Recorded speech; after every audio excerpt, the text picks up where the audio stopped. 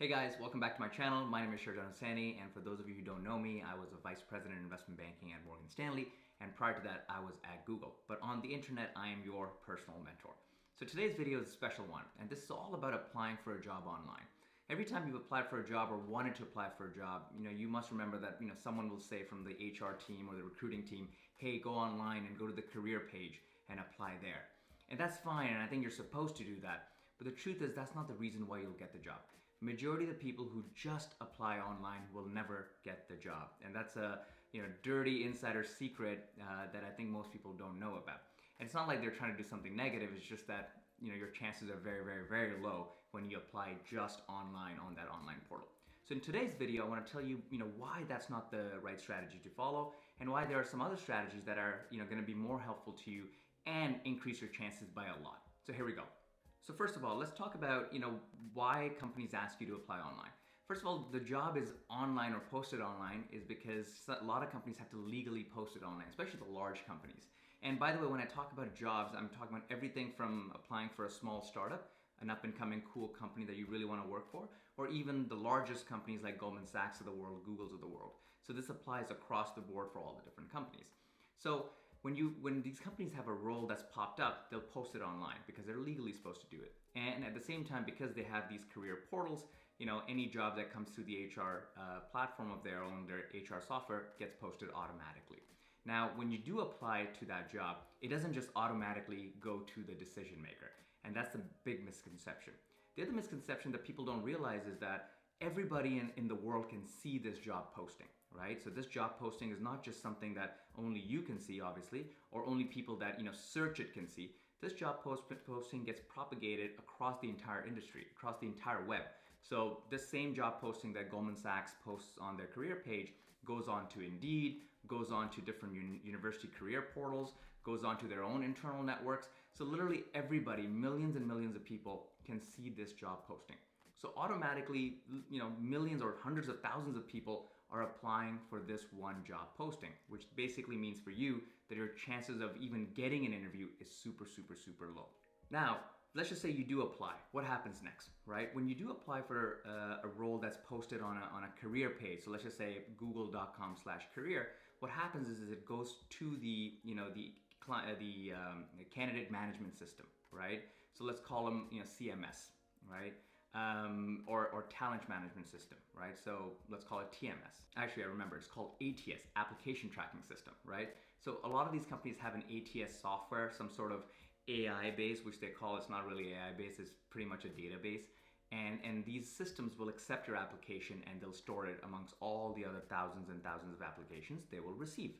Now what happens is, per your application, you've put in some data points, where you went to school, where you live, what's your immigration situation, like all of those things.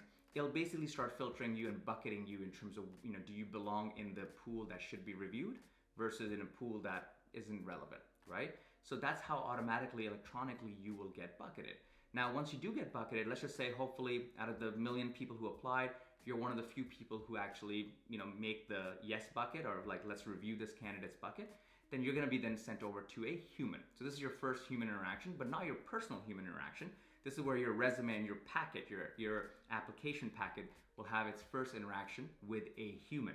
Now, the part that's annoying, or that most people don't know, is that you're not having an interaction with a human that's in the group that you applied for.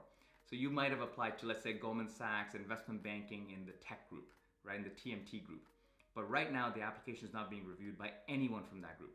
It's probably going to be reviewed by someone who's at a junior level in the HR organization, right?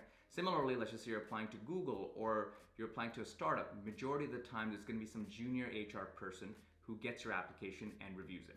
Now, when they review it physically, they'll look at it and they'll be like, okay, checks the box, good formatting, all those things. And then they'll, move it up the food chain to a senior HR member. Now, this is obviously it's going to happen at a bigger organization. Smaller startups don't have multi-layer HR teams. So let's say, your application passes that one junior person's filter. They think, you have a decent enough profile for their senior to review. Then your application goes to the senior HR member. The senior HR member is usually a member who is the liaison between the group you've applied for and the HR organization within that company. So Goldman Sachs TMT is the group that you want to apply for. This is Goldman Sachs HR. the lead person from HR here who's working with Goldman Sachs TMT is now going to review your application. Now, if he or she likes your application, this is the second human, then they'll be like, okay, you know what? Let's move it over to TMT and get them to review it, right? Now what happens is someone junior at the TMT group, right? Someone, let's just say an analyst or a summer associate or an associate will get your resume and review it. Now at this point, this person, this associate, probably has 1,000 resumes that are equally as good as yours, right? And they're reviewing it. So just think about that funnel, right? You went from 1 million applications to maybe 100,000 applications to 10,000 applications. Now you're gone down to 1,000. So you're lucky, you're very lucky so far, but still, the journey's not over. And now this person's gonna review it. He might accept you in the yes bucket. So from 100 people, he'll reduce it to 40 maybe 30. And then you'll go through a first round interview, a screener, right? Then if you pass that screener, then he'll be like, okay, you know what? Let's invite them to the next round of processes. So this is where you'll get invited to a super day, which is a final round interview, or any of those things.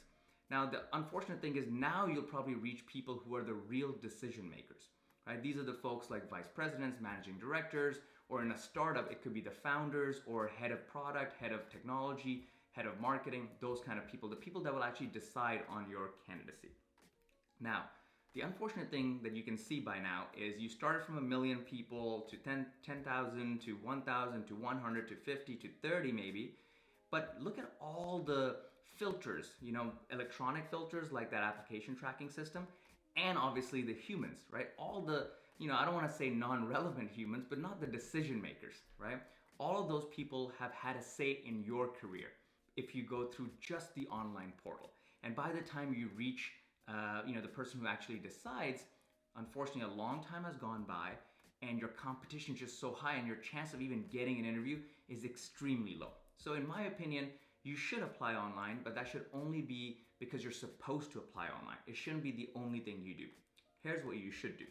So let's say you want to work for Goldman Sachs TMT. That's one example I'll give you. The other example I'll give you is let's say you want to work for a very small startup, right? So let's start from a very small startup first. If you're applying for a very small startup, how big can the team be? 20 people, 30, 50, maybe 100, right? Not more than that. Let's just say a Series A, Series B startup, but let's say it's one of the best startups in the world. The way I would recommend you apply to some of those companies is actually write a thoughtful email to the CEO of that company directly. And don't be shy, oh my God, this person's a CEO, I'm just a junior nobody. Don't worry about that. Every company that I've applied to from a startup perspective, or even when I was looking for fundraising and any of those things, and you guys know that I'm a big proponent of cold emailing, definitely write a thoughtful email. It'll take you 10 minutes maximum if you really want this job, but it will go directly in the inbox of the decision maker. Because now what happens is, let's just say in the small startup, your email goes to the CEO and she likes it. She's like, wow, this is great. I love this candidate's hustle. I love what he or she's done.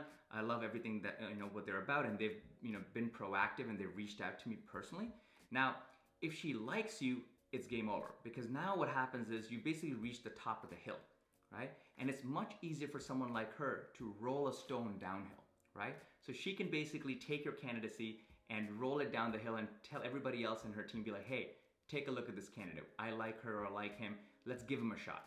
So automatically you have skipped all of those filters from ATS systems to junior HR, senior HR, liaison, junior team person, mid-level team person, all the red tape in the middle layer of these unfortunate organizations, right, is what you've skipped. And that is awesome. So that's for like a small organization. Now let's just say you want to apply for Goldman Sachs. Goldman Sachs, you're not going to email whoever the current CEO is. I don't know. Back in the day it was Lloyd Blankfein. But let's just say it's Jimi Hendrix. That's the next name that's in my head. So let's just say you want to apply to that. Don't email Jimmy, right? That wouldn't make sense because Jimmy's not even going to get your email. Most likely for a Fortune 500 company, the CEO's email is checked by an assistant or someone who's helping him. So my recommendation in that situation is figure out which group you want to work for. Because in large companies, there are smaller groups and organizations, and those organizations are somewhat very independent in how they hire. So for example, for me, when I worked at Morgan Stanley, I wanted to work at Morgan Stanley Tech, which was a very specific group in Menlo Park.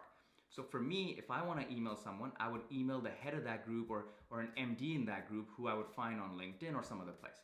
Point is, find the decision maker in the organization that you want to work for and directly email them. Now, I'll have another video on how to find email address and stuff, but that is not the hard part. The hard part is majority of people, 99% of people, just go online, they go to the career page, they apply, and then they chill and they sit back and they're like, oh, I got this.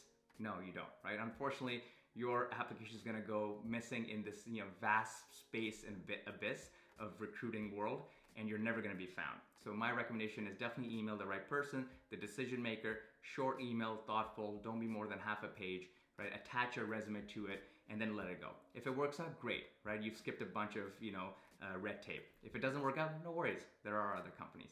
Good luck. So that's the video for this week, guys. I would love to actually challenge you to pick one company. It could be a small startup or a large company or whatever. And what I would love for you to do is find the decision maker today, right? And shoot them an email, if you're interested in a job, obviously, in that group, and shoot them an email with your resume asking for an opportunity, right? Let me know in the comments if you've done that and what the result has been. And I would love to see some success stories. Thanks so much. I'll see you guys next week.